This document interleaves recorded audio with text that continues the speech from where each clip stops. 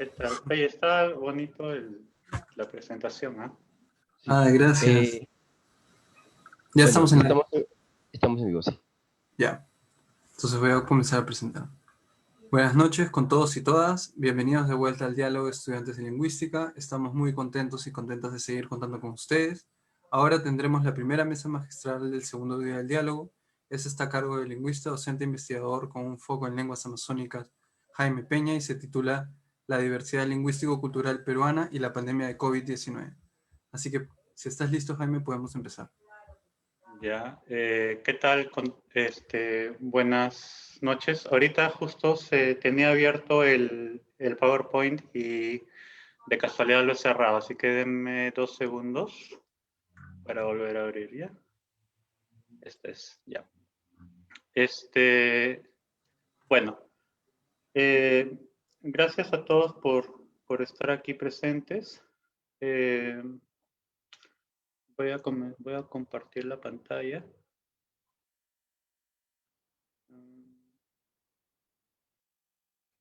Comparto el audio. Ya. Bueno, a mí me pidieron un poco los, los, los estudiantes de la facultad si podría hablar un poco sobre la situación de la pandemia, ¿no? Cómo se ha vivido en las comunidades.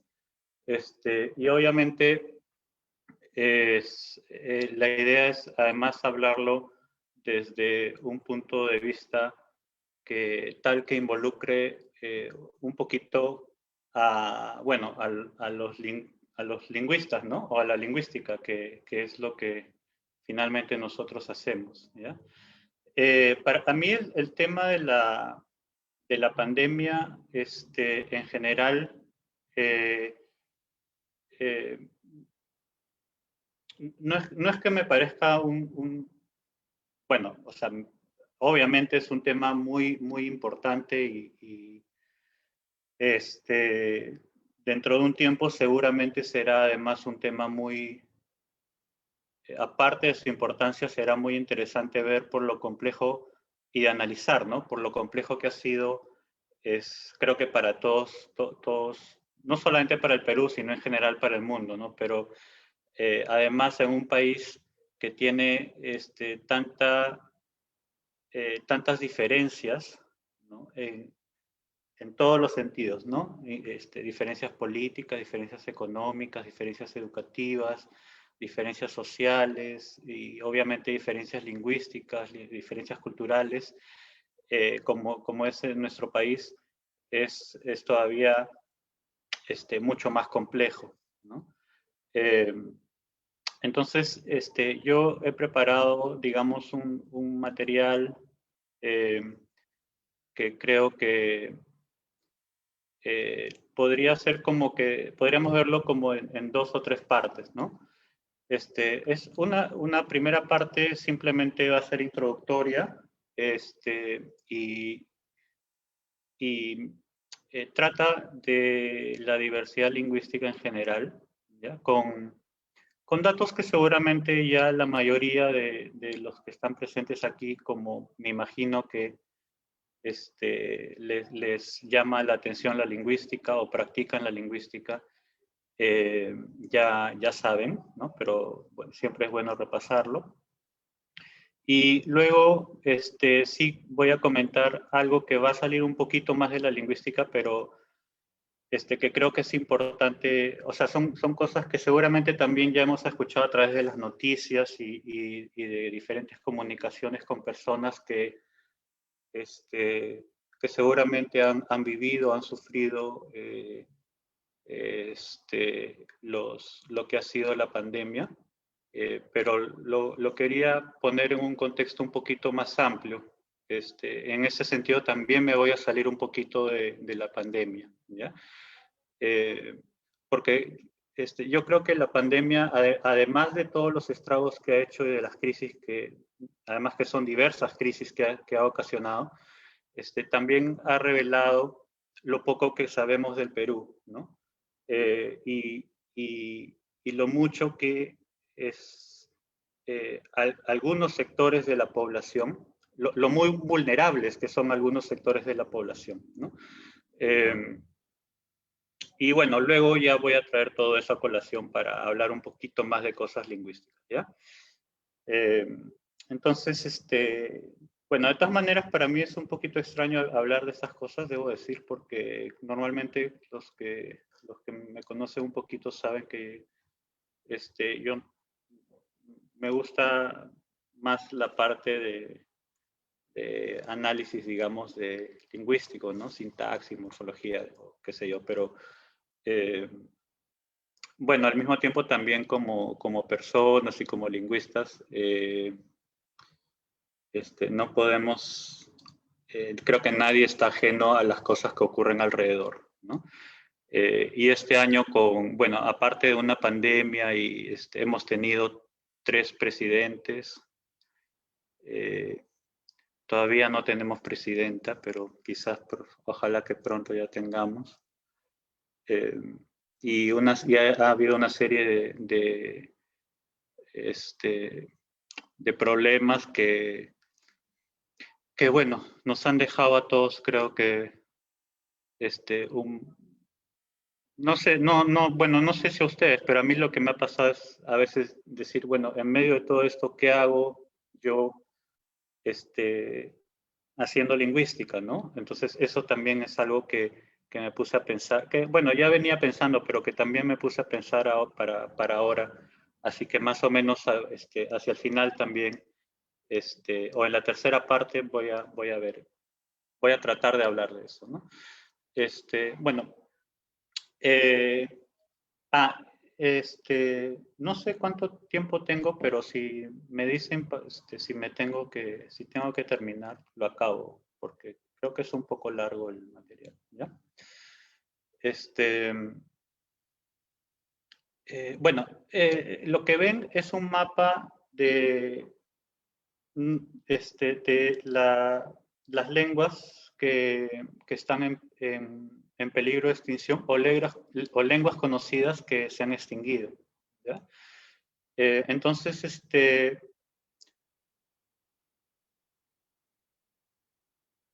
yo no sé si ustedes ven o si lo pueden ver bien, ¿ya? Pero en todo caso me imagino que pueden ver los puntitos más allá de que cada color significan cosas distintas, ¿ya? Los puntitos morados, si es que se ve el morado en mi monitor. Antes lo veía bonito, pero ahorita no distingo muy bien los colores. Pero hay un color morado que significan lenguas extintas conocidas, ¿ya?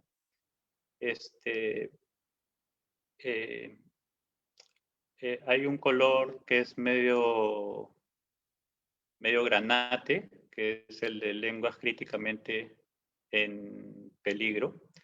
Luego un color más rojo, que es lenguas en peligro severo de extinción. Luego un color medio naranja, que es lenguas que están definitivamente en peligro de extinción. Y el color amarillo, que son las lenguas vulnerables. En general, todos los puntitos que ustedes ven en el mapa son lenguas en peligro de extinción, ya sea porque su estado sea vulnerable, o sea, quiere decir que puede ocurrir, es posible que en el futuro se extingan, o porque están a punto de extinguirse, o bueno, las que ya se han extinguido ya no están en peligro porque ya se han extinguido, ¿no?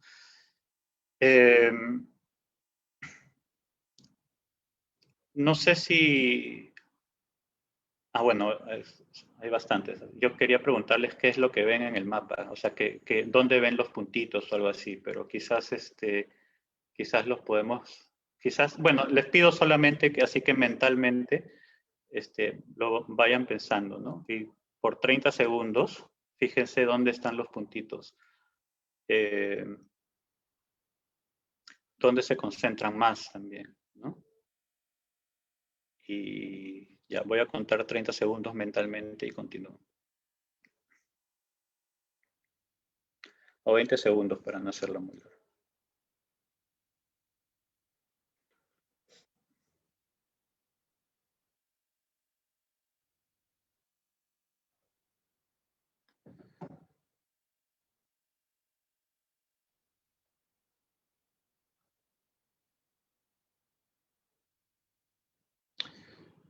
Bueno,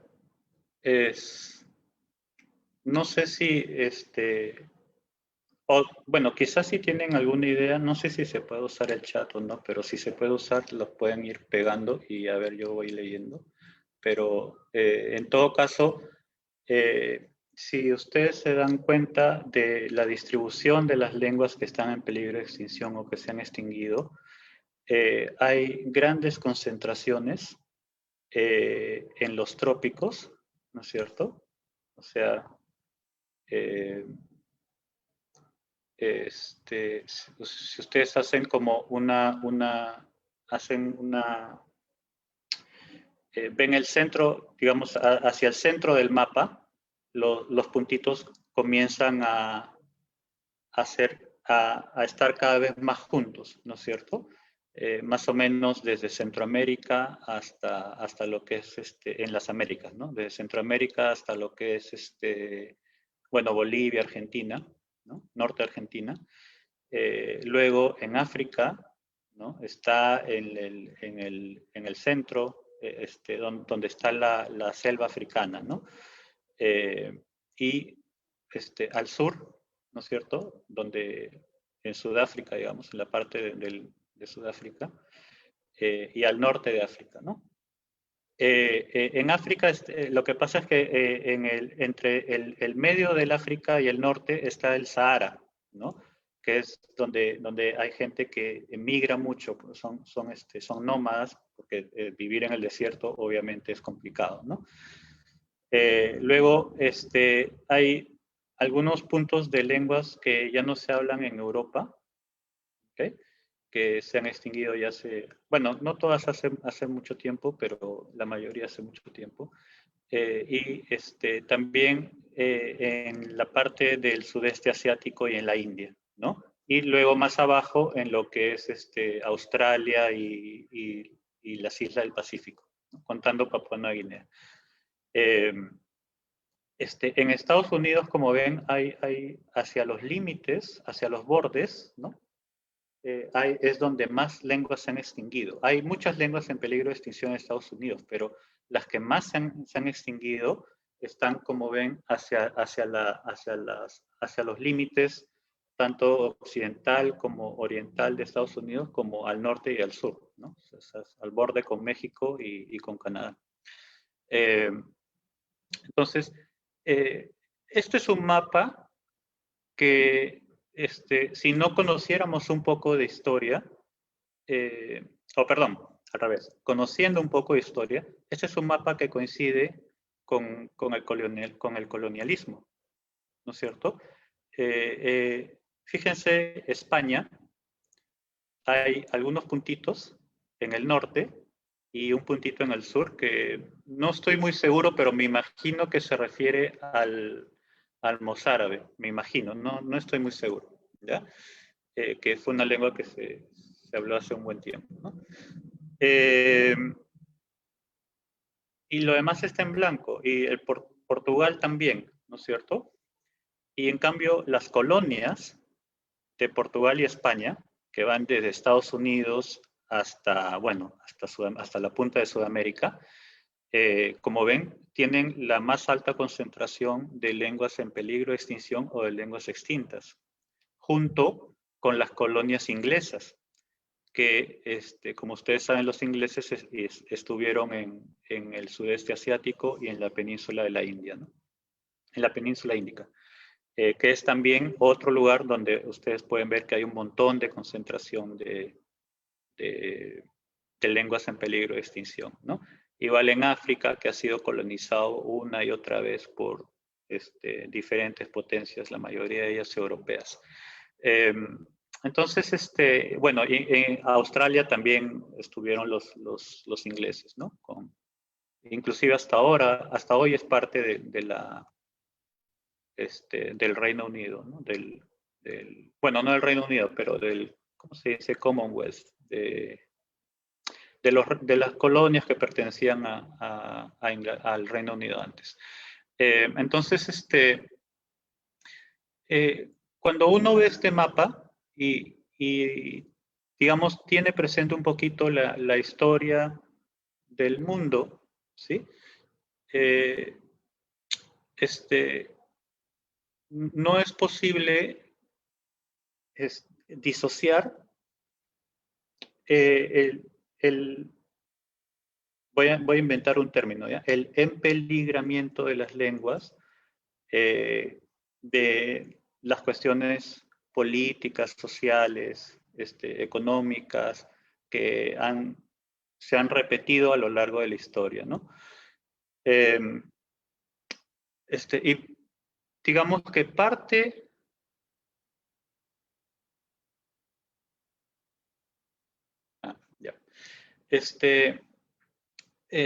digamos, parte de esa historia, ¿ya? Parte de la historia que, digamos, no la podemos ver porque no se puede ver la historia, ¿no? Pero parte de la historia que refleja este mapa, o parte de sus consecuencias, digamos, se reflejan hoy en día claramente en la pandemia que está viviendo, ¿no? Y que se está viviendo en Perú. Ahora vamos a ver un mapa más adelante de algunas cosas que se han mapeado en el Perú, ¿ya? Con respecto a no solamente al coronavirus, sino a un brote que hubo hace poco, que seguramente eso sí no han escuchado en las noticias, pero ya les voy a mostrar. Bueno, entonces, las principales causas para que una lengua sea vulnerabilizada, minoritarizada, empeligrada, ya si me permiten el término, en realidad ninguna es una causa natural, ¿no? A menos que haya pues un terremoto en el que mueran mucha gente, ¿no? O que caiga un meteorito, qué sé yo, ¿no? Pero digamos, las mayores, las causas principales por las que una lengua se vuelve vulnerable, no es porque los hablantes quieran dejar de hablar la lengua, ¿no es cierto? O no es porque los hablantes quieran de un día para otro que la lengua que hablan se extinga, ¿no es cierto? Tampoco es porque los hablantes sean no sé, pues tontos o qué sé yo, ¿no? Sino por la primera causa es por la marginalización política, cultural y económica que tienen muchas comunidades alrededor del mundo, ¿no? Y bueno, de las cuales muchas están en Perú, desgraciadamente, ¿no? Luego por movimientos migratorios, debido justamente normalmente a guerras, a represión o a la marginalización, que lo que hace es que la gente salga de su lugar para sobrevivir, ¿no? Para encontrar de alguna manera una situación que sea mejor a la que está viviendo. Las pandemias, a la llegada de los españoles, hay muchos trabajos que han seguido el rastro de pandemias, y las pandemias han sido una de las causas por las cuales han fallecido millones de personas en el mundo, y eso está bien estudiado en las Américas, donde incluso ha habido grupos enteros humanos que se han perdido, ¿no? Que han desaparecido, casi sin mayor rastro, ¿no? Y bueno, algo que también vivimos aquí en Perú, de hecho hace 2 semanas nada más, la represión policial, las guerras, ¿no? Y los genocidios, ¿no? Entonces, tengan en cuenta esto, porque luego seguramente no lo voy a decir abiertamente porque por ahí se me puede pasar, pero muchas de las cosas que están sucediendo hoy en día en el Perú justamente tienen que ver con estas ideas de acá, ¿no? Bueno, antes de esto, y para no salirnos del tema lingüístico, digamos, algunas respuestas que se han ensayado pues para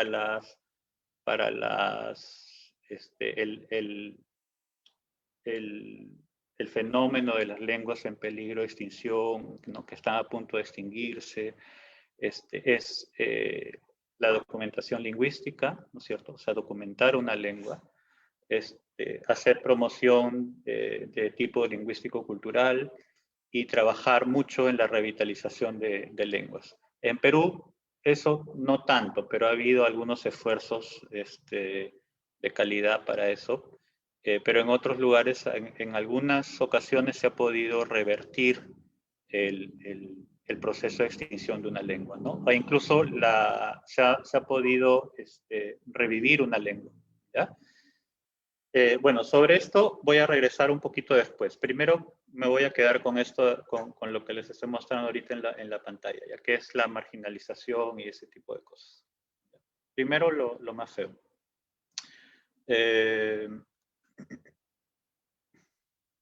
Ya. En el mundo, algunos dicen que hay entre 6.000 y 7.000 lenguas, ¿ya? O sea, dar un número exacto en realidad es imposible, pero asumamos simplemente para continuar con el tema de las lenguas y de la diversidad lingüística, asumamos que hay alrededor de 7.000 lenguas y se calcula que solamente se cuenta con gramáticas comprensivas digamos, de un aproximado de 7.000 lenguas. Se cuenta con alrededor de solamente 10% de gramáticas comprensivas perdón, de esas 7.000 solamente un 10% cuenta con una gramática comprensiva, ¿ya? O sea, alrededor de 700. Es más, ese número se calculaba en alrededor de 500 para el año 2005, ¿ya? O 2006, no recuerdo bien. Pero ha habido un crecimiento bastante importante en la descripción de lenguas en los últimos 10 o quizás 20 años, ¿ya?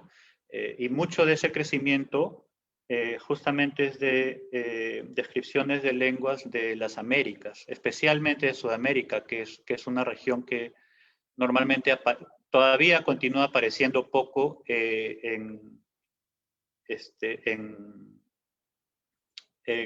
estudios de orden comparativo, tipológico.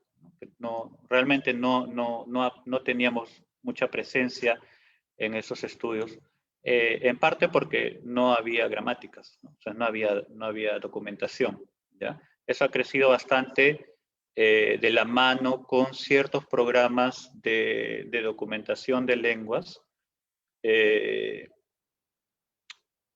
con 3 programas de documentación de lenguas importantes. Hay otros un poquito menores digamos porque el financiamiento es menor, no porque sean menos importantes, ¿no?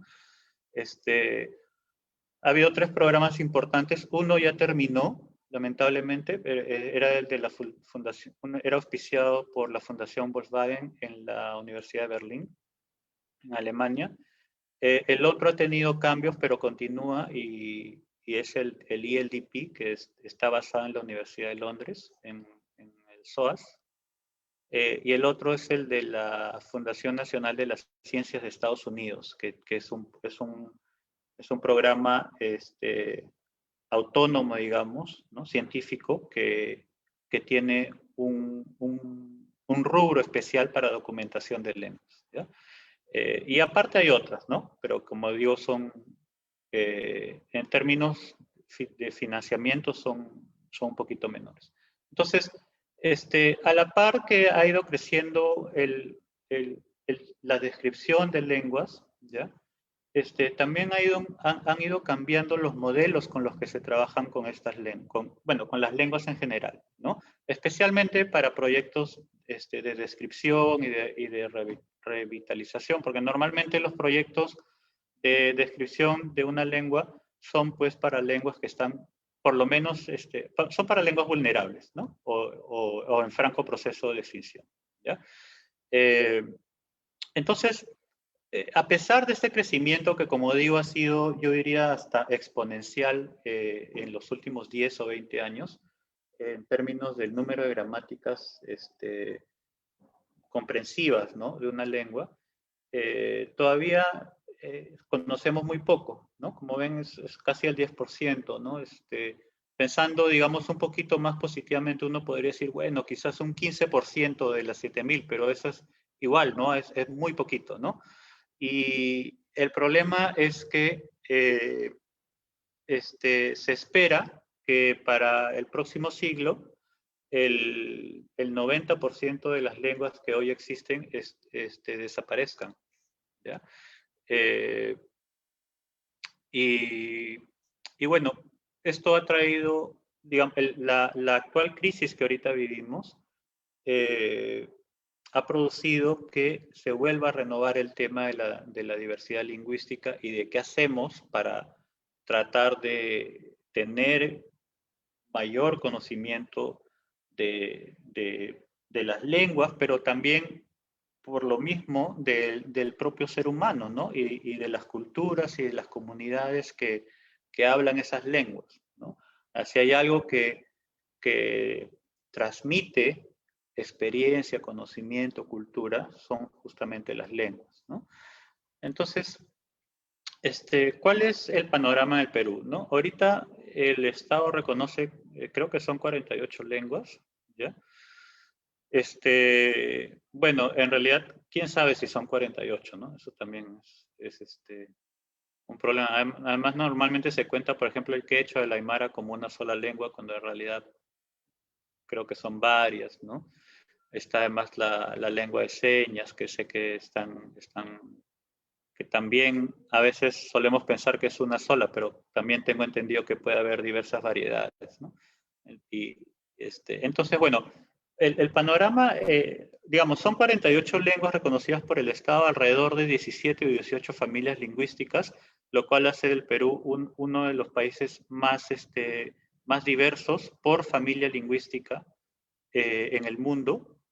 Y el panorama seguramente más complejo solamente por el número de lenguas que hay, ¿no? 48 son las que se reconocen, pero debe haber un poquito más. Entonces, bueno, de esas 48, alrededor de 20 ya no están siendo habladas por las nuevas generaciones, o sea, están en peligro, ¿no? Están en un serio peligro de extinción, ¿ya? De 2 o 3 generaciones se pueden perder. Y alrededor de 10 de esas lenguas tienen menos de 10 hablantes. De hecho, durante la pandemia han fallecido algunos hablantes ya ancianos que hablaban alguna de esas 10 lenguas, ¿no? Dejando cada vez más, digamos, aparte de la tristeza de perder pues a una persona que seguramente tenía una experiencia de vida muy rica y además seguramente era querido pues por todos en su comunidad, como normalmente sucede, también deja a la lengua que hablaba al borde de la extinción, ¿no? Y bueno, de todas esas lenguas peruanas, la mayoría tiene una documentación solamente parcial. Y yo diría que la calidad de la mayoría de descripciones gramaticales que hay para las lenguas peruanas en general no es muy buena, ¿no? Entonces, digamos, a nivel mundial, eh, estamos corriendo una carrera contra el tiempo y a nivel local también estamos corriendo una carrera quizás todavía más loca contra el tiempo, ¿no?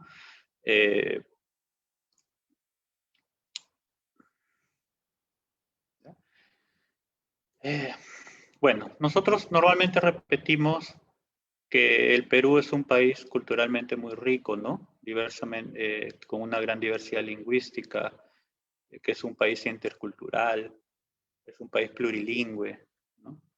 Es lo que normalmente aprendemos. Yo les quería hacer esas preguntas también. No sé por qué he estado pensando que esto iba a ser más como una clase, pero bueno, también les vuelvo a hacer otra vez esa pregunta y si quieren pueden poner algo en el chat o si no, luego de unos 30 segundos continuamos, ¿ya? Pero piénsenlo, piensen qué significa que su país sea lingüística y cultural. ¿Qué significa tener interculturalidad en el país, no? ¿Qué significa tener un país culturalmente diverso?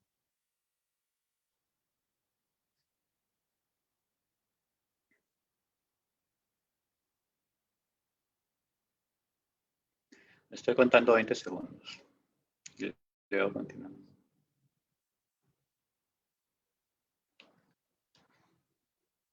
Seguramente además lo enseñan los que tienen la oportunidad de enseñar como jefas de práctica o como profesores. Seguramente además en algún momento han tocado el tema, ¿no? Y bueno, también existe en el ideario peruano, ¿no? Esta cuestión de ser pues un país culturalmente muy rico, ¿no? Donde se hablan tantas lenguas, la comida, ¿no? La geografía, etcétera, etcétera.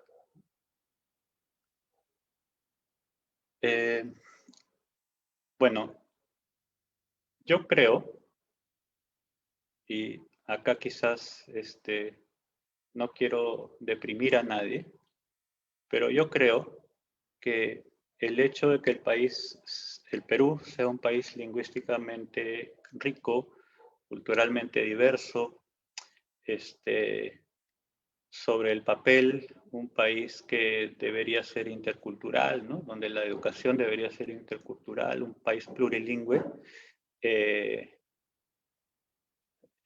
yo creo que en realidad no significa nada.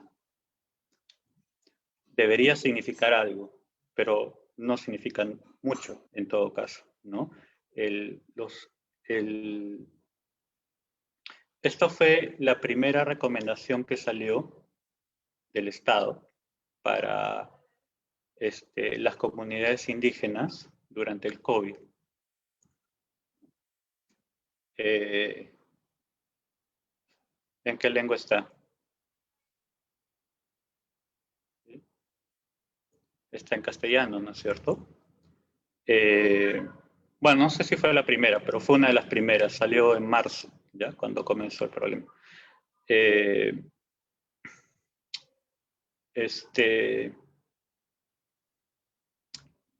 Fíjense el atuendo de la mujer. Yo nunca he visto alguien que use plumas de ese tipo a la norteamericana en Perú.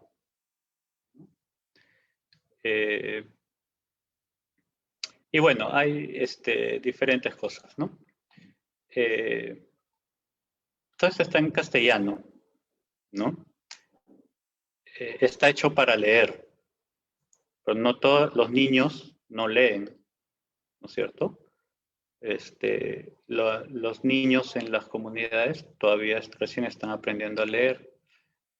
No todas las personas adultas en una comunidad indígena leen, no todas hablan castellano. Normalmente, si son muy ancianas o ancianos, son monolingües, ¿no? Y no han tenido la oportunidad de ir a la escuela, ¿ya? Y eso que yo estoy hablando, con la experiencia que yo tengo, es con un grupo humano que es el One Piece. Bueno, la mayor experiencia que yo he tenido, ¿no? Que es el One Piece, en donde casi todos van a la escuela, ¿ya? No digo que reciban una gran educación a nivel formal, pero en comparación con otras comunidades a las cuales yo también he tenido el privilegio de visitar, yo diría que los One Piece están súper bien en comparación con otras, ¿no? Entonces, ¿qué cosa es? No, es la pregunta que deberíamos empezar a responder. ¿Qué cosa queremos ser, no? ¿Y qué es lo que realmente somos? Yo no creo que seamos un país, bueno, somos un país lingüística y culturalmente diverso, efectivamente, pero eso no significa nada, ¿no? No significa nada más que describir que en el país hay diversos grupos humanos y que, bueno, cada cual tendrá sus propias ideas, ¿no? Su propia historia, pero, o sea, ¿cómo repercute eso en el país, ¿no? ¿Qué cosa significa que digamos orgullosos que, digamos, en el Perú es uno de los países lingüísticamente más diversos? No significa nada, porque al final en la práctica tenemos esto, ¿sí? El, este, digamos, el tipo de valoración que se le da a la diversidad, la inclusión y la interculturalidad es un punto, es como un checklist retórico, ¿no? Es un punto más en la lista que nosotros aprendemos como peruanos y que está en el ideario. Y después le voy a mostrar por qué digo esto además al final, ¿ya? Pero hay muy pocas personas que realmente saben lo que está ocurriendo en el país, ¿no? Y a las que ni se les ocurre que hay personas que no puedan entender lo que están hablando, ¿ya? O lo que les están escribiendo.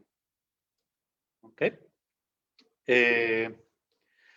Y bueno, lamentablemente yo creo que además la mayoría de lingüistas, educadores, antropólogos, etcétera, ¿no? En realidad de muchos campos, no pasamos de este valor retórico, ¿no? O sea, yo también repito lo mismo de que la interculturalidad y la diversidad, ¿no?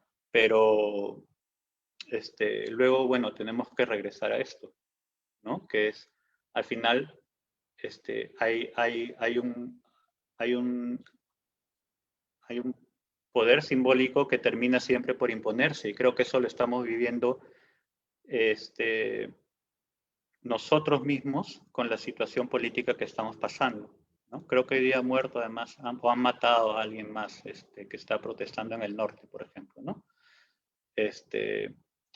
Y bueno, hace 2 semanas mataron a 2 chicos, ¿no?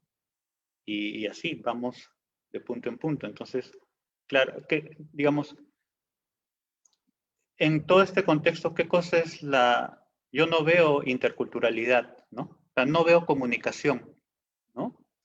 Que debería ser, creo que está a la base de la interculturalidad, ¿no es cierto? Es la comunicación entre diversas culturas, ¿no? O puntos de vista, inclusive, si lo quieren ver de manera más general, ¿no?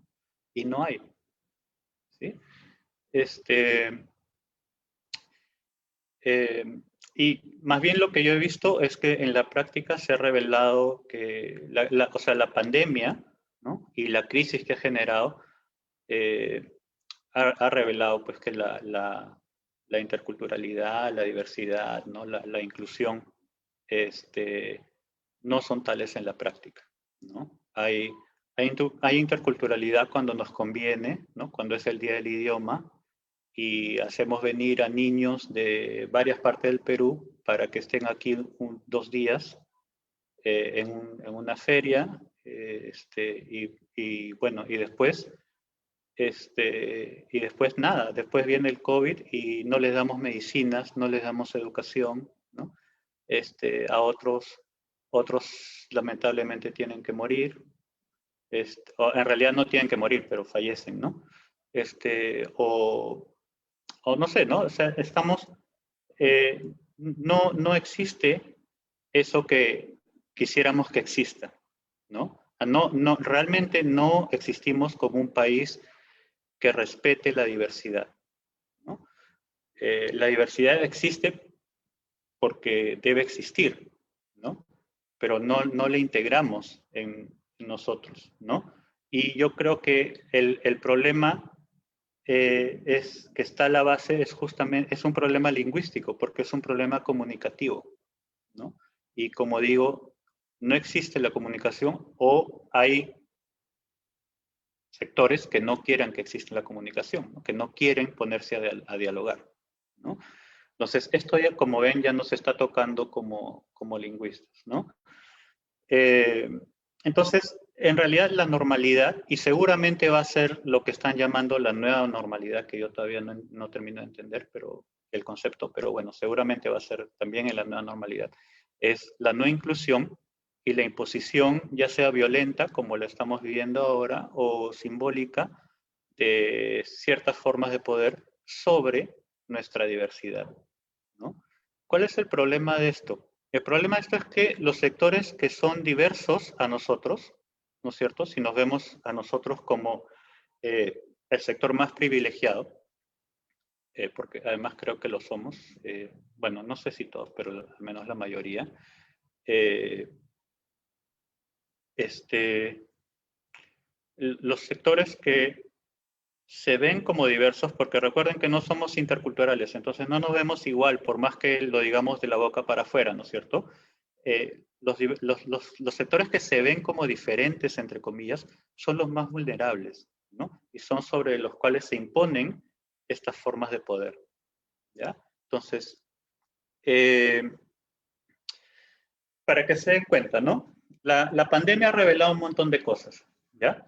Pero ¿qué existía antes o qué habrá después de la pandemia? Hay algunas cosas que seguramente ustedes no han escuchado. Algunos seguramente sí, otros quizás no, ¿no? Antes de la pandemia, y bueno, esto sí lo han visto, no sé si han escuchado la noticia exactamente, pero seguramente lo saben, aunque sea por información general que siempre circula, aunque a veces se tapa en los medios. Eh, en realidad, la pandemia es un problema más severo que se ha sumado a otra serie de problemas con los cuales los pueblos más vulnerables normalmente conviven, ¿ya? Eh, este, por ejemplo, esto es de hace, yo no sé si ustedes han escuchado esto, pero hoy día que estamos, 3, ¿no? Hace 2 días, se han llevado a unos líderes que son One Piece, que viven en el río Santiago, cerca de la frontera con Ecuador. Eh, se los han llevado madereros, ¿no? Tengo entendido que ya los devolvieron y felizmente no pasó nada, ¿no? Pero, y este es un problema que se viene repitiendo ya por varios años, ¿no? Están esperando y esperando y esperando hasta que explote. Este es un ejemplo de eso, ¿no? Que, de hace 2 días, como digo. Los derrames petroleros, ¿no? O el derrame petrolero, digamos, no es el derrame, ¿no? Pero lo que quiero decir es la destrucción del territorio de estas personas es constante, ¿ya? Es constante, ocurre todos los días, ¿ok? Una vez o sea, al mismo tiempo están talando al mismo tiempo están sacando minerales y envenenando los ríos con mercurio y otros minerales. Los One Piece y los Ashuar se unieron en una corte internacional para sacar a la petrolera Geopark y lograron vencerla. Yo no sé, por ejemplo, si ustedes conocían esa noticia, ¿no? Pero en todo caso no es una noticia que sea titular de periódicos, ¿no es cierto? Acá estamos más pensando en las cuestiones de la farándula o en quién va a ser nuestro próximo presidente acá en Lima, ¿no? Pero bueno, no solamente eso, ¿no? Hay en otros sectores, esta noticia del 2017, y ha venido sucediendo hasta incluso el 2020 durante la pandemia, que cada vez están matando líderes indígenas. Se están peleando con los mineros o los madereros ilegales y los matan, ¿ya? En este caso, esta noticia que ustedes ven en pantalla se refiere a cuatro indígenas ashánicas, ¿ya? Que fueron asesinados por madereros ilegales, ¿no? Este es el nivel de tala masiva que hay en la selva.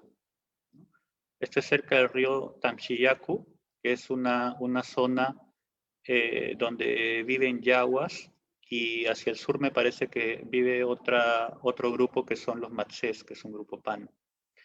Los yaguas son de la familia Pebayagua.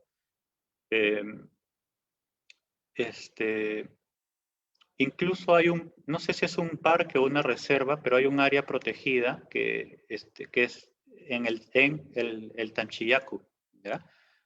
Y esta es una foto satelital, o sea que lo que ustedes ven ahí son kilómetros o hectáreas de hectáreas de,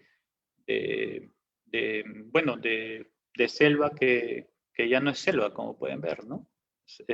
Son miles de hectáreas, ¿ya? Entonces, todo esto es lo que está ocurriendo a la par que la pandemia. No es una sola cosa, ¿no? Y digamos, esto es tan normal que ya no llama la atención. O sea, tiene que ocurrir una catástrofe como ya ni siquiera que maten a alguien, ¿no? No sé, al principio los derrames petroleros llamaron la atención y bueno, ha habido mucho... pregúntense si ustedes saben cuáles han sido las consecuencias de quién ha pagado, ¿no? ¿Cuáles han sido las consecuencias de esos derrames? Y seguramente la mayoría no va a saber, ¿no? El, este, no sé qué tiene que ocurrir para que llame la atención, ¿no? Eh, y todo esto, como digo, está ocurriendo en áreas sobre todo rurales, ¿no? Áreas alejadas en las cuales la población normalmente es indígena, ¿sí? Y normalmente hablan una lengua diferente al castellano.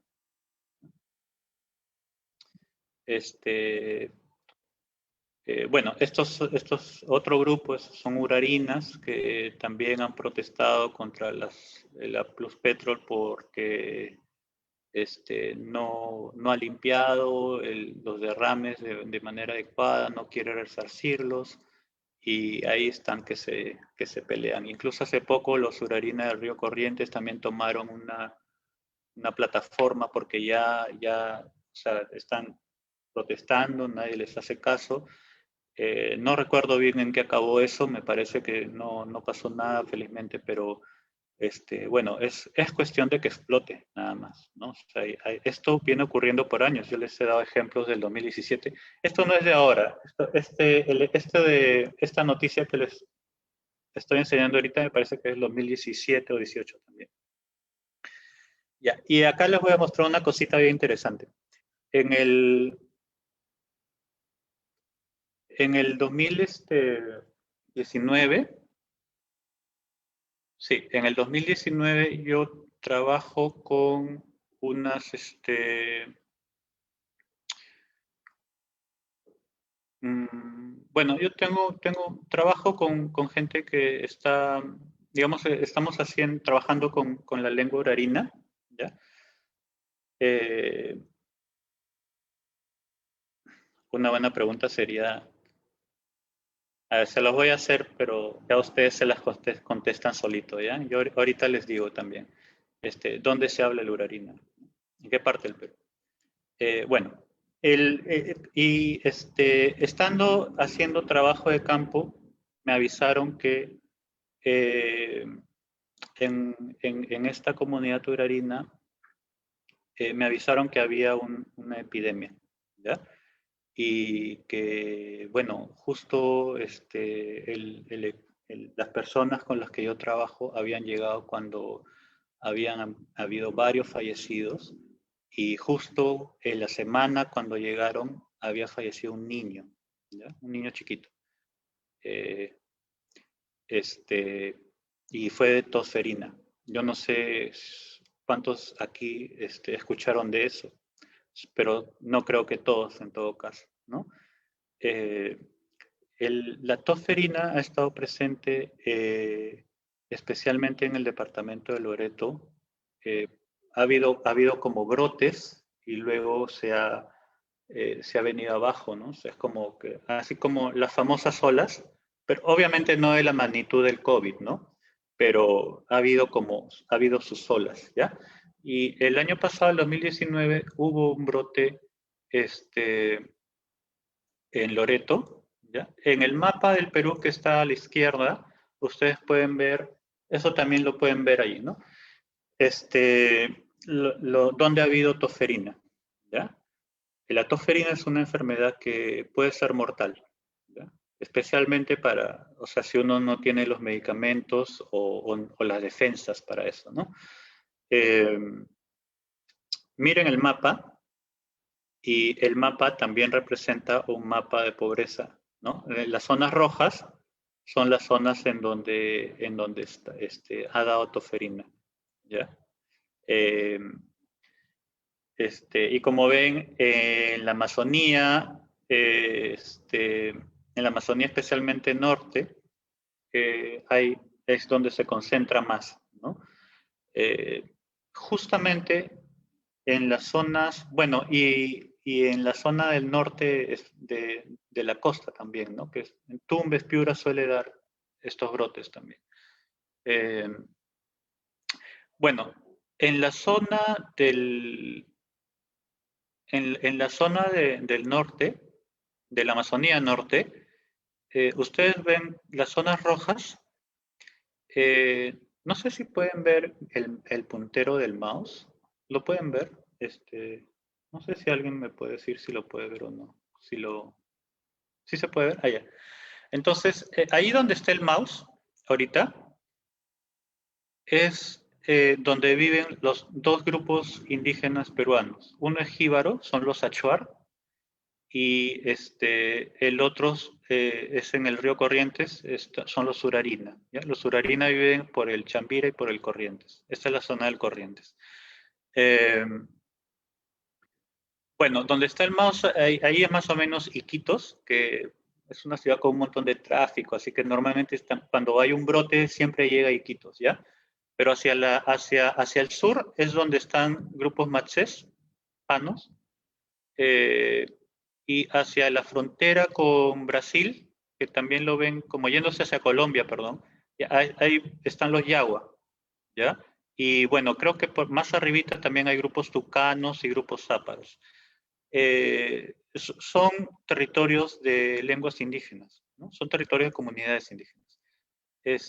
Aquí donde está ahorita el puntero, es donde viven los Guapís y los Candoshi, ¿ya? Ese es entre el río Santiago en Amazonas, eh, y el Morona que está por acá, que es donde viven también One Piece y los Kandoshi. Los Kandoshi son además son es una lengua aislada y, y ha sufrido varios brotes con enfermedades pandémicas o endémicas de la zona ya, bastante fuertes. El 2004 o 2002, no recuerdo, hubo un brote de fiebre amarilla que mató a un montón de candoches, a un montón de personas candoches, ¿ya? Eh, entonces, recuerden, ¿no? Al principio habíamos visto que una de las causas por las que se pierden lenguas es porque hay marginalización, ¿no? Por cuestiones políticas, sociales, económicas, por pandemias, ¿no es cierto? Y la zona que más ha sufrido históricamente, no sé si ahorita con el COVID, quizás no, pero porque me parece que la zona de Ucayali, donde están los chipivos, también ha sufrido bastante. Pero históricamente hablando, en esta zona de acá de Loreto, que es además por donde entraron primero los españoles, es donde han sufrido pandemia tras pandemia tras pandemia, a tal punto que muchas enfermedades allí son endémicas. ¿Ya? Muchas enfermedades que pueden ser, si hay un brote grande en otras partes del mundo, son pandemia. En esta zona más bien son endemia, ¿no? Son endémicas, o sea, son propias ya de la zona. ¿Ya? Ahora miren aquí eh, los datos a la derecha, ¿ya? Estos son los casos de tosferina reportados entre el 2019 y el 2020. El 2020 felizmente no hay muchos casos reportados, aunque sí ha habido dengue. Pero fíjense, el 2019 tenemos, fíjense en los tres primeros, ¿ya? Trompeteros es casi el 80% de casos registrados en Loreto es en Trompeteros. ¿Quiénes viven en Trompeteros? En Trompeteros viven los Surarín y los Achuar. Es un territorio indígena. ¿Ya? El segundo caso, aunque ya menos, ¿no? Felizmente, es Cahuapano. Los que han estudiado lingüística, no sé si recordarán, pero hay una familia lingüística que se llama Cahuapana, que es donde pertenecen los grupos Chawi y Chihuilo, ¿no? Y hay una ciudad o un pueblo que se llama Cahuapanas, ¿ya? También territorio indígena. Balsa Puerto, donde están los Chawi, ¿ya? Los Chayahuita. Es el número 3, también ahí. Entonces, ¿quiénes en este brote de tosferina que hubo, ¿no? El 2019, ¿quiénes ocupan los 3 primeros lugares? Es decir, ¿quiénes han sufrido más? Son los pueblos indígenas de Loreto. ¿Ok?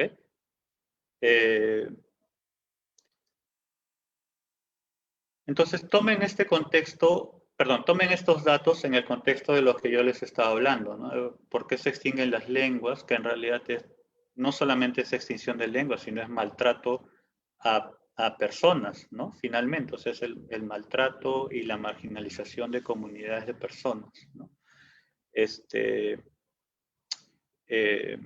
no sé, pues, ¿no? ¿Y dónde queda la interculturalidad y todo eso que como peruanos desde Lima nos pone orgulloso el Día de la Canción Criolla, ¿no? O el Día del Idioma, ¿sí?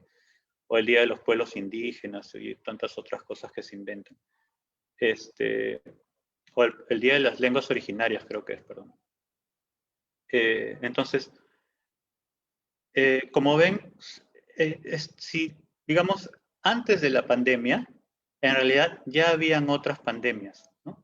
Quizás no de tipo, no de la magnitud de lo que ha sido el COVID, y tampoco no ha sido una pandemia en el sector de salud, pero ha habido hace unos años hubo lo que podríamos llamar una pandemia de derrames petroleros, ¿no? No sé si recuerdan, cada mes, como 5 meses seguidos, había un derrame, ¿no? En el Corrientes, donde viven los Achuar y los Urarina, hay niños que han tenido, o sea, tienen problemas porque están envenenados, ¿no? Y nadie se hace cargo de eso, ¿ya? Bueno, entonces así llegamos a la actual situación. En realidad la actual situación, como yo les digo, es la continuación de una serie de situaciones que ya se ha venido dando, sino que esta vez la pandemia, además, como se ha esparcido por una gran cantidad de la población, eso ha hecho que sea más notoria, ¿no? Porque el nivel de mortalidad también ha crecido. Entonces, en realidad en la Amazonía no empezó con el COVID, empezó el dengue. ¿Ya? Yo estuve en Nauta, en la zona de Trompeteros y por ahí, en febrero, y había gente que se estaba muriendo de dengue. ¿Ya? Luego ya vino el COVID, ¿no es cierto? Y encima hemos tenido, no los he contado bien, pero creo que han sido 3 presidentes en este año, nada más. O sea, contando solo este año, ¿no?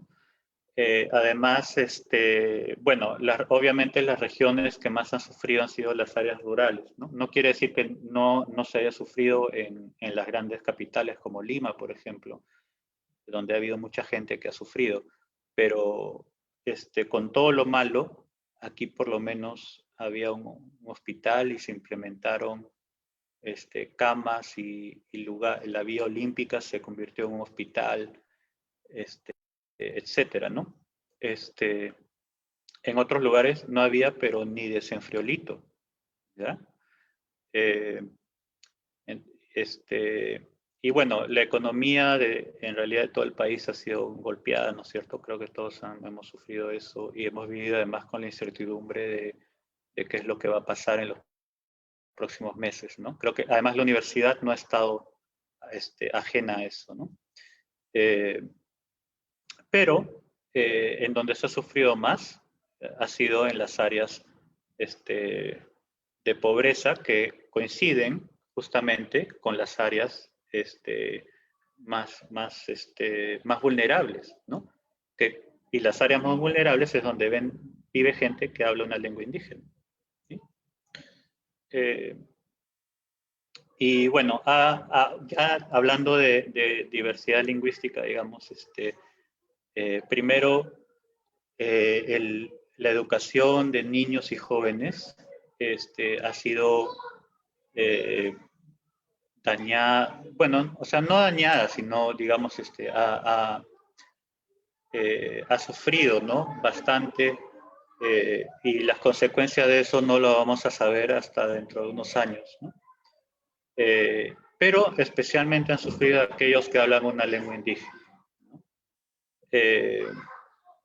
Luego, también ha habido peligro de pérdidas incalculables para la diversidad lingüística, ¿no? Especialmente para lenguas en peligro de extinción. ¿Ya? Bueno, y creo que eso es, no, digamos, no hay lugar a dudas sobre eso, ¿no? Como les digo, hay gente que ha sufrido más que otros, ¿no? Acá hay unos niños One Piece que están tratando de seguir los programas de radio de Aprendo en Casa, porque por allá no hay señal abierta de internet, ni incluso no se capta siempre. Bueno, la radio no siempre se capta, ¿ya?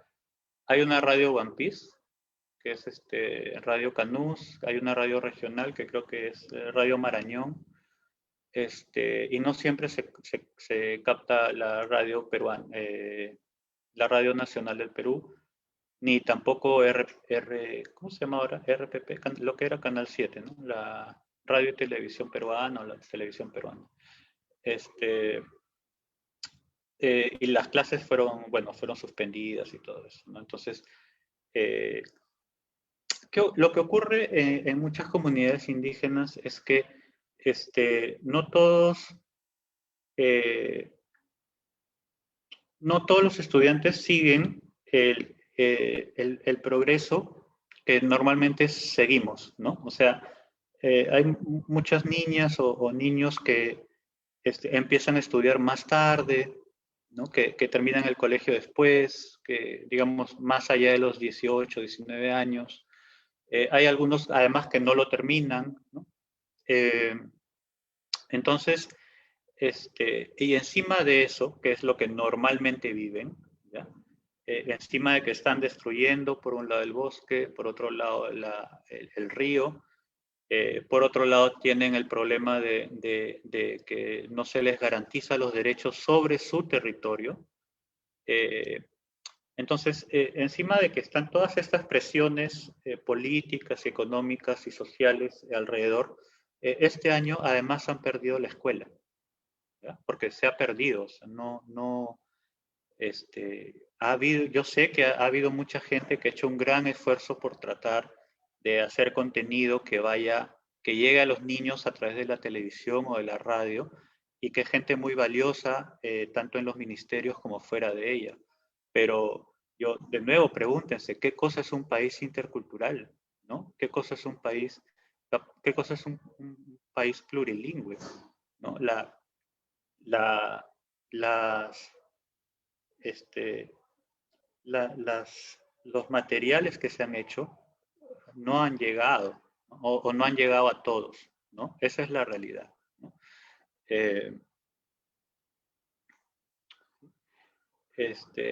Bueno, esto es lo que yo les decía, ¿no? En la Amazonía en realidad, al menos en la Amazonía Norte, ¿no? Ha habido en realidad dos pandemias, ¿no? Una más pequeña, pero el dengue es mortal, puede matar.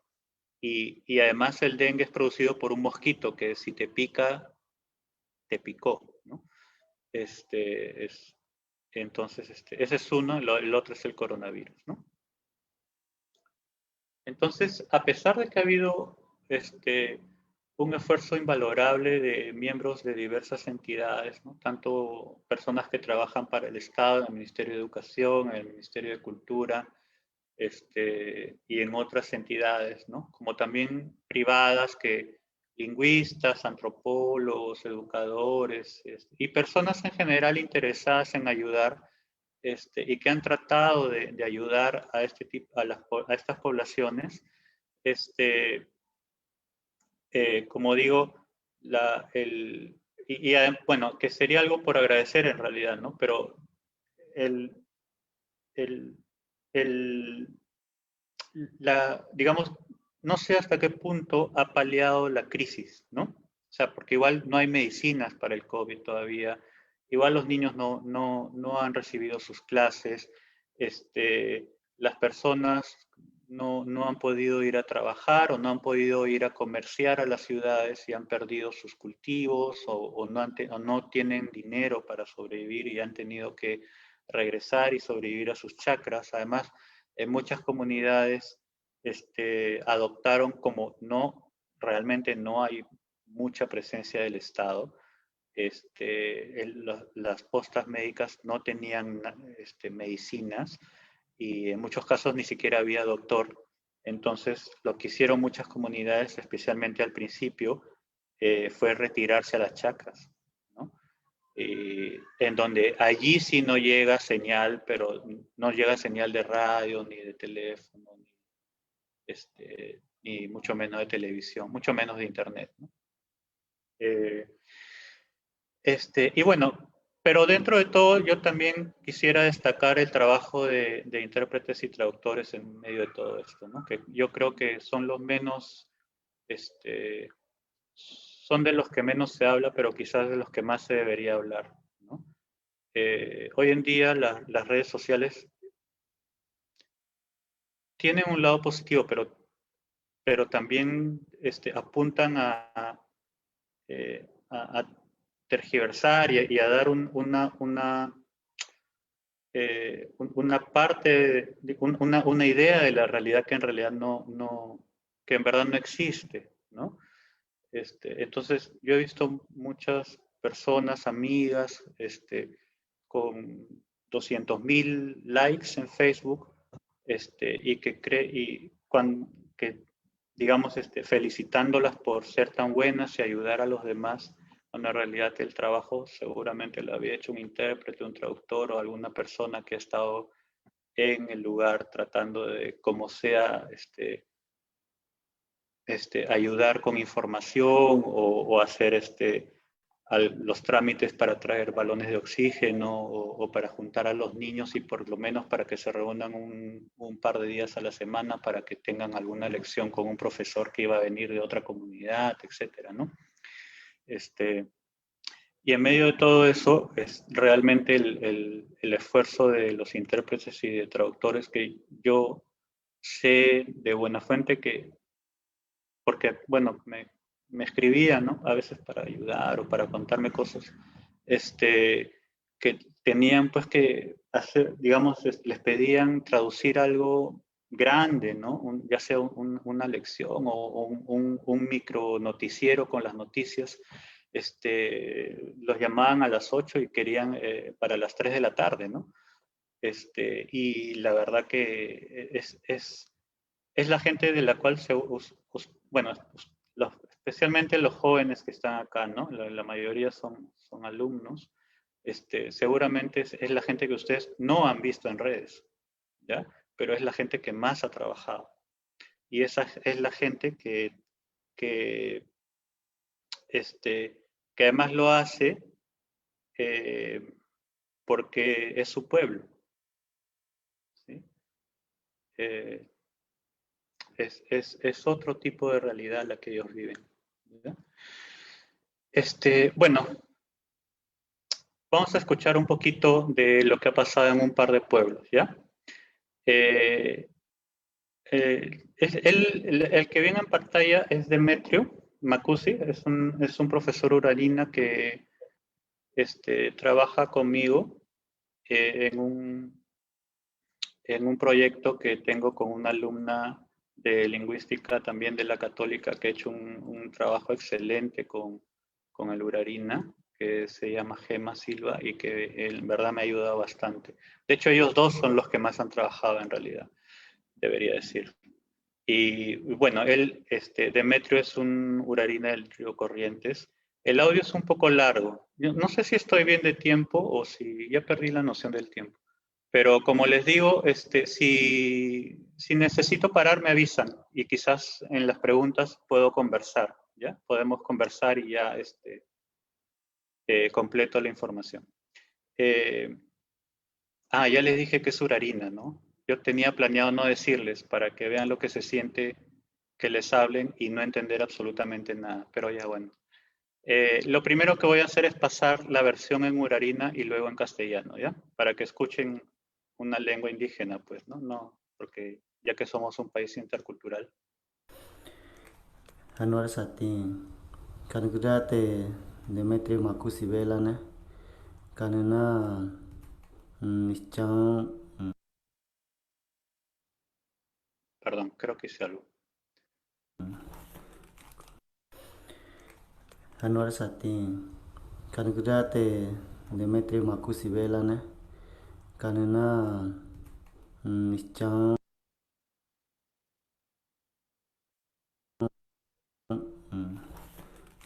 Comunidad Nuevo Porvenir, Curiente Kugane,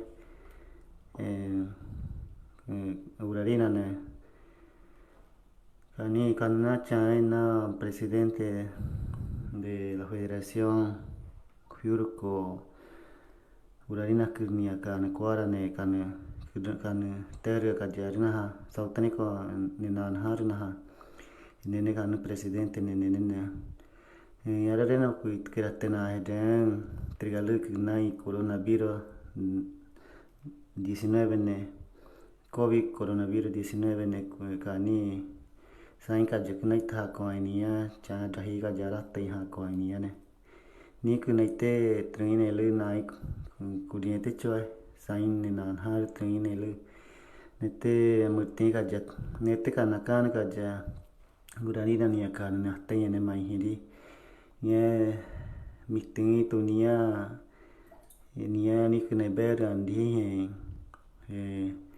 nye kui na kwa jani ka ne kui ni kan sapti ke ni ku china ria ne kwa jani ka na ha kui ke sapti ni kui kuwa ku dia na Muti ka mihiangi ka jamak kene dah yang haseri tawainya ka jamak kua point di si tel ka na ni ne ma hai makni nie te triga kini kunai ber ana ya limo kani ajuso TB cebolla kani mi shus chơi na ha sai chai kani ahusalur ke badrai kui kene kaho hai ne re sai ka jar na ya ra ya di he mutim he inla na rai ha seri na tit kuria ne ka jam ka he di he ka jas ya sisteli ni coronavirus nate ne mai diga na kore no yen sai do thane ka jar ne te chiya tai banela la ka ja kai chela tai ne tani ati ka ja kai cha ka ja ratri ni ku nai asni banane ta rekel kure ni ati ya kwai ni banani ati leno ne kure ne mahi ni akwa kure trana rekel ke ne kurtere ni ke kwai ne ta kure trana le ne ke ne kurtere ta ne kai chana ne kai cha ka jancha ka ne cha ka bonor sain ka jeri ko te tri ni kuratai kajar rahi kajar ledri kajar no ana kwatini bono da lesa ni bono kira inscribían el kira ne kan kudatena kira karnet na dario kuya ni no kurkio na ni ano kweti kwati kai chini ni kajana i kukwe ni anya kanje jana na ikrene ni jiri testa basare kajara tria koya te kani hile kui kunai entonces era utichare ni dina na yere na hana ka kana kana de federación ichani akana nyare ko ni kana ha kai chari na re bakkar ma ha achor kren ma ha ni kana ha ni chate ni ningún jini kana ha da tanian estado na yakan ni dije kana ha federación hormania ka tanya ni kuit ketana kuit kijana kuyana kana de kana asiri kana itrani. Ya, me imagino que no han entendido nada, o sea que ahora ya saben lo que se siente cuando también les hablan en español o les mandan a leer algo en español. Aquí está la traducción, ¿ya? Bueno, buenos días con todos. Mi nombre es Demetrio Macusi Vela, soy natural de Río Corrientes, de la Ignia Urarina. Y al mismo tiempo soy presidente de la Federación de FIURCO, Federaciones Indígenas Urarinas del Río Corrientes. Quería comentarle el caso de COVID-19, que es coronavirus, que había expandido todo el país. Ha llegado acá al río Corrientes y afectó a muchas comunidades indígenas, como a cualquier ciudades, ¿no? Y gracias a Dios que en el momento que ya se escuchó, ya que salió que hay una enfermedad que es COVID, ya las poblaciones ya buscaban ya forma de buscar cómo curar las enfermedades, ¿no? Entonces escuchando algunas noticias, ¿no? Y ya buscábamos forma. Y en tal sentido en las comunidades nosotros ya hemos preparado antes en qué forma para poder protegernos de esta enfermedad. Sí, dio a muchas personas, lo afectó a muchas personas de las comunidades, pero nosotros hemos tenido que preparar remedios que es ajo, culantro, cebolla, ajos, uña de gato. Con eso, con las cortezas de todas esas medicinas vegetales, hemos tenido que protegernos. Nos lo hemos hecho hervir, tomábamos como agua de tiempo y a los niños le hacíamos bañar con agua tibia, con eso, ¿no? Y también las señoras que ya tienen, a los señores que ya tienen ya edad avanzada. Y gracias a Dios que no llevó ninguna vida de nuestra población. Gracias a Dios que ahora seguimos viviendo con esa protección que nos hemos llegado a protegernos con las medicinas vegetales. Pero aún así el COVID dejó afectando a muchos hogares, como hoy, ¿no? Desde el momento que ya hubo esta pandemia, ya las cosas se elevaron, los precios de las cosas se elevaron, de los alimentos, de las cosas, y hasta ahora siguen vendiendo caros y afecta a muchas familias humildes, pobres que somos, que no tenemos empleo, y entonces nos han afectado bastante, ¿no? Y también en caso del bono, a muchos no llegan los bonos, a muchos hogares, a la mayoría parte, a la mayoría parte de de la población. Y cuando algunas personas, algunos hogares no llega y se quieren inscribir, dice que esa persona no es pobre, no está en extrema pobreza, su hogar no es pobre. Y entonces, yo no sé de dónde saca el Estado para que lo califique así a, a los hogares siendo más pobres. No tenemos un trabajo estable, como yo no tenemos un empleo y para que nos califique como gente rica de esta zona. Entonces, nosotros sentimos afectados de todo, ¿no? De parte del Estado y de todo.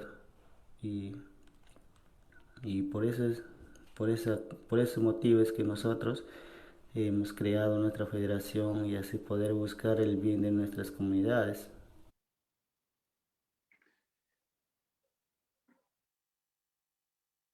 Ya. ¿No? Ujú. Para eso el Estado debería de calificar a las personas que conocen los lugares para que entre en un censo poblacional a calificar si de verdaderamente quiénes son.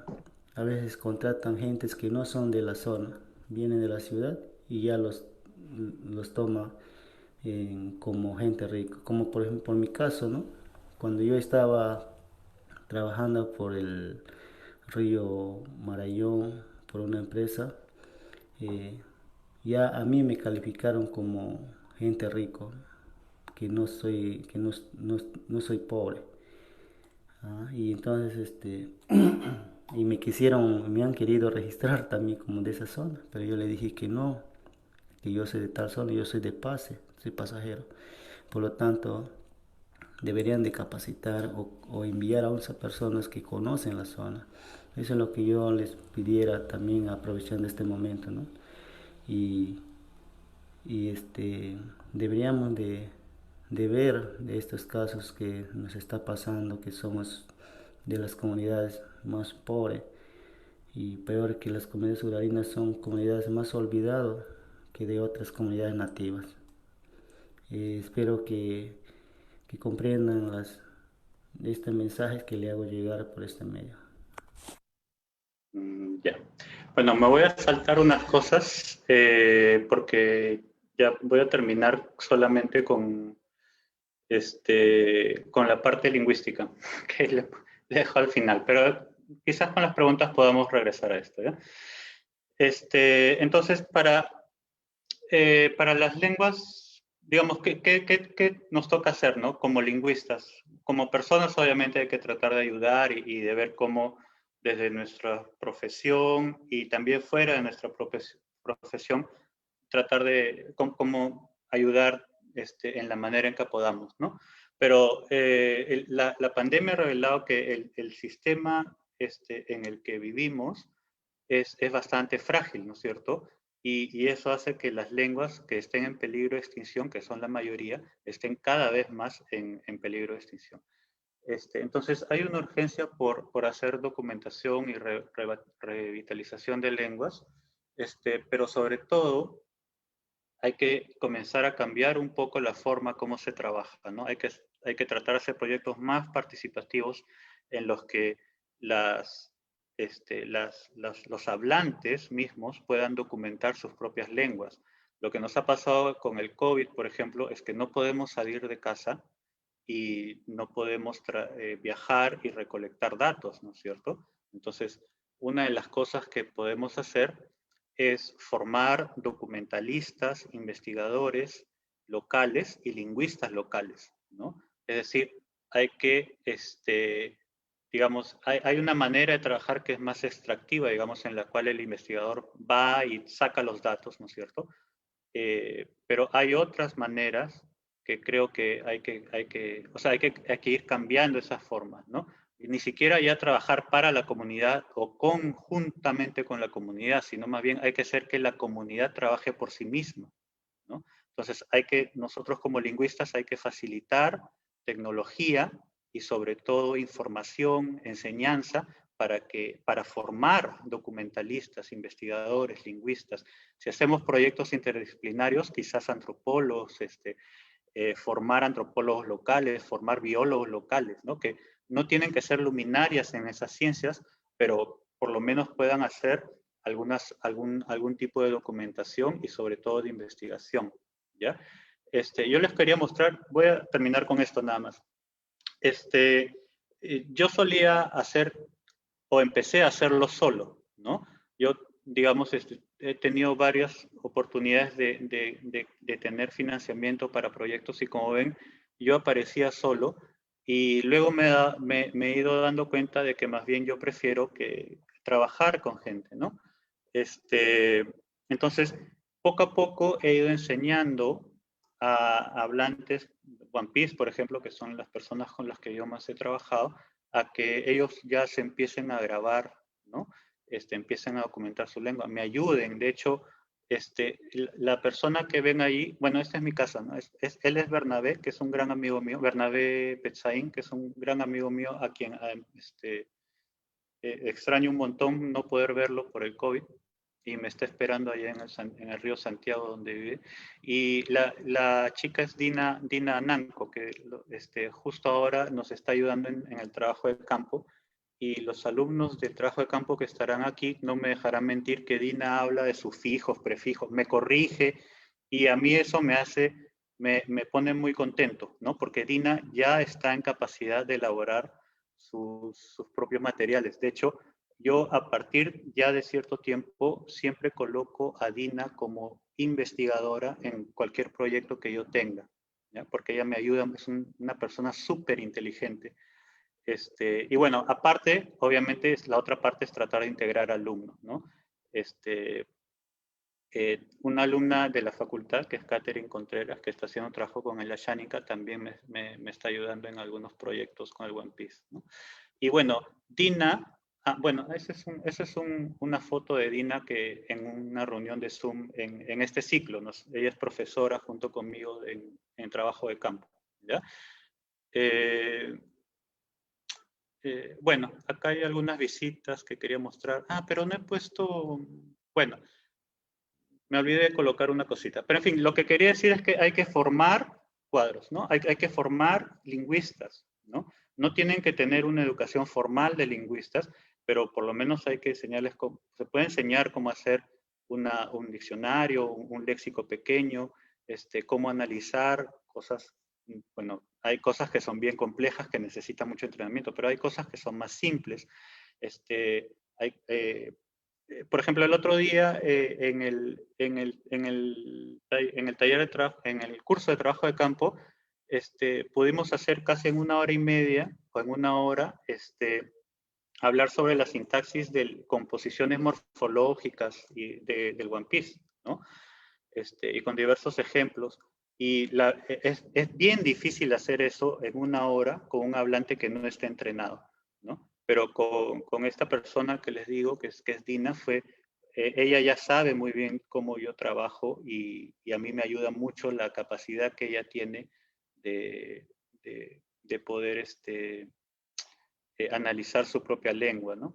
Entonces, bueno, para los alumnos tal vez no haya sido tan fácil, ¿no? Pero para mí, al menos sacar todos los datos y ordenarlos fue realmente, no fácil, pero digamos, hacerlo en 1 hora con un hablante de una lengua no es tan fácil, ¿no?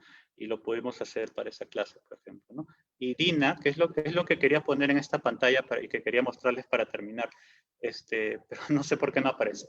Esta persona que es hablante de One Piece, Dina, ya puede elaborar sus propios materiales y de hecho, ella ha hecho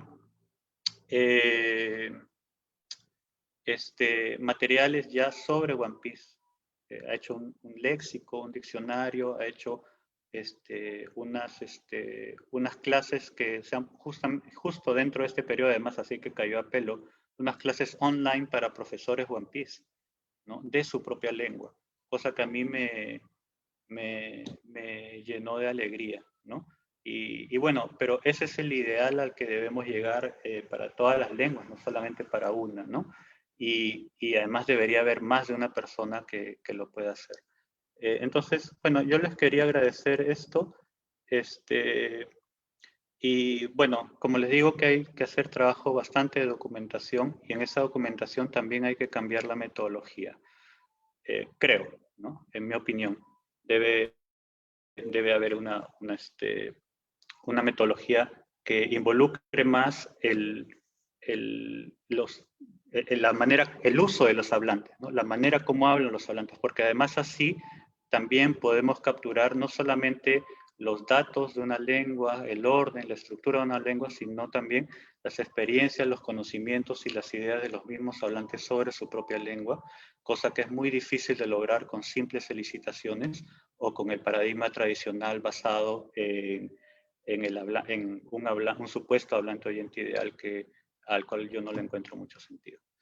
Entonces hay que hacer documentación, hay que hacer mantenimiento, es muy importante la revitalización en lenguas que están en peligro de extinción, hay que tener proyectos que involucren a gente, hablantes, pero además hay que formarlos para que en algún momento ellos mismos hagan el trabajo, ¿ya?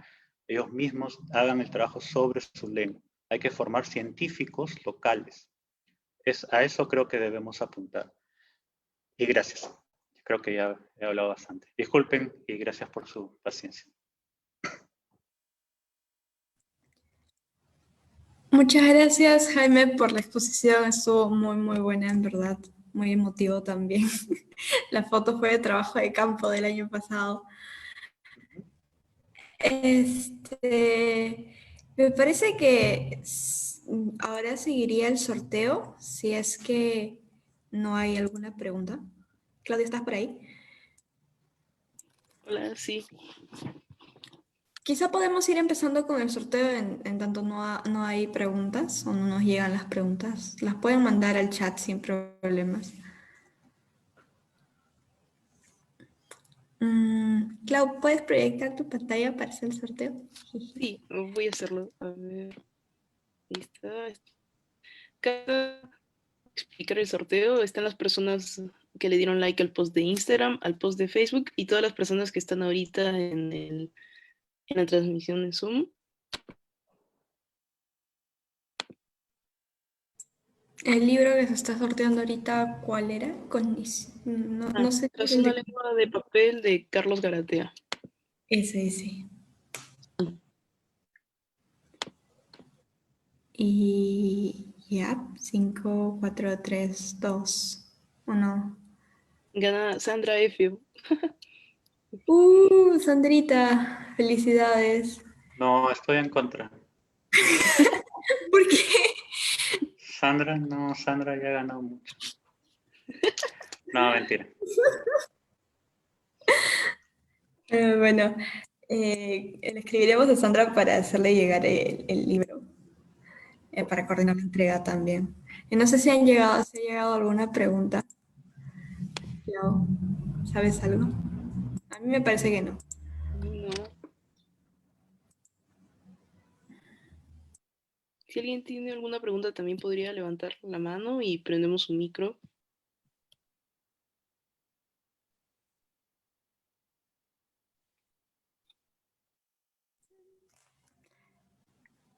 Me dicen que Sandra no está en la lista de participantes, así que no sé si deberíamos volver a hacer el sorteo o no. Yo creo que sí, porque estuvo hace un momento. Así que Ya. Bueno, no hay problema. está bien.